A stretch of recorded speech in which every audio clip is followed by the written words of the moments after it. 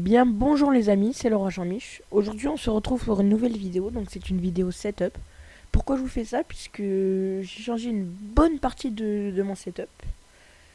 Donc mon vélo, mon casque, mes gants et bientôt la caméra puisque je l'ai cassé et du coup je ne pourrai plus faire de vidéo en VTT jusqu'à Noël. Ou à part quelques petits courts-métrages, ou ça dépend. Bon, j'espère que cette vidéo vous plaira et je vous souhaite bon visionnage. Alors mon vélo c'est un Rock Rider 5.2 2007, si je ne me trompe pas, j'en suis. Normalement c'est celui-là.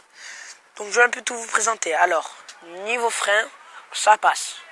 On a des freins à peinture de merde Rock Rider, mais ça passe quand même. Ils sont bien. Enfin beaucoup mieux que les anciens. Fourche. On a une fourche spinner de 70 mm. Je vous montre pas, enfin c'est écrit un tout petit. Elle est correcte, mais elle est un peu dure.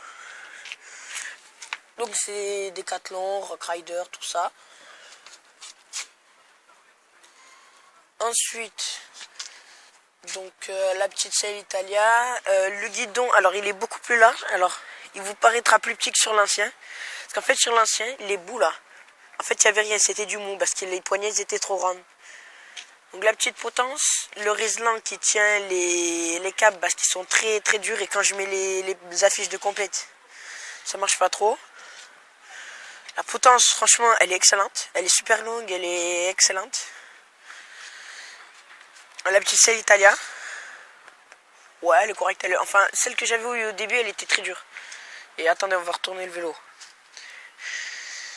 Alors, on aura des pédales en fer. Alors, je connais pas la marque. Voilà, c'est écrit là en fer. Ça, je connais pas grand chose en pédale. Et ne vous dites pas que je suis... voilà. Des manivelles Santour.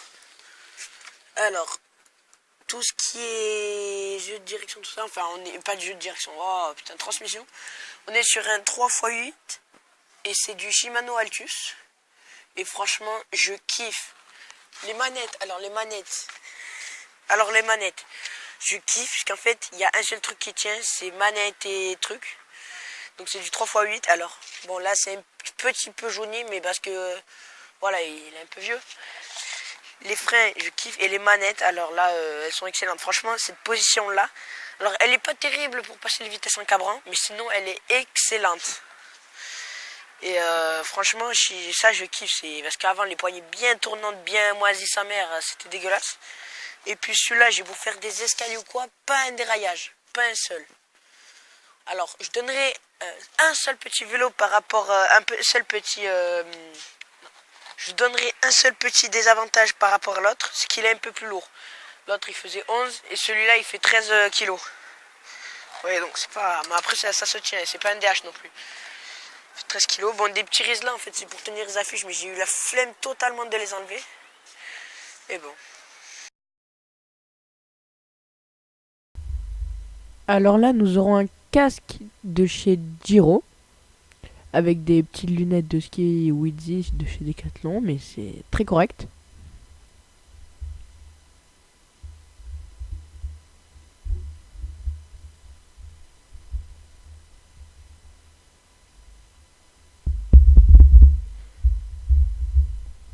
Nous aurons une smartwatch, une JBL Go et des gants d'une marque plutôt inconnue. Sachant que la JBL Go, je l'utilise depuis environ 1 an. Elle est parfaite, pas un seul défaut, pas... Juste un peu le son, il est pas très fort, mais ça se débrise. J'espère que cette vidéo vous aura plu. N'hésitez pas à vous abonner, à liker la vidéo et tout ça. Bon allez, moi je vous dis tchuss. Abonnez-vous.